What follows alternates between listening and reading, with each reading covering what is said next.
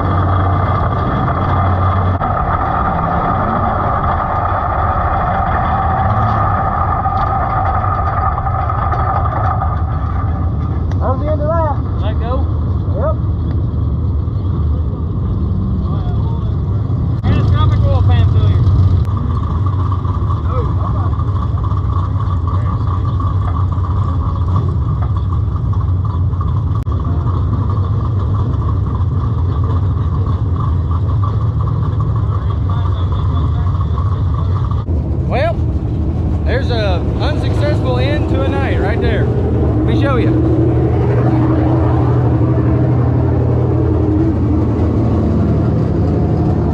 You see that breathing fire in that hole right there? Right there. And all the way down through there.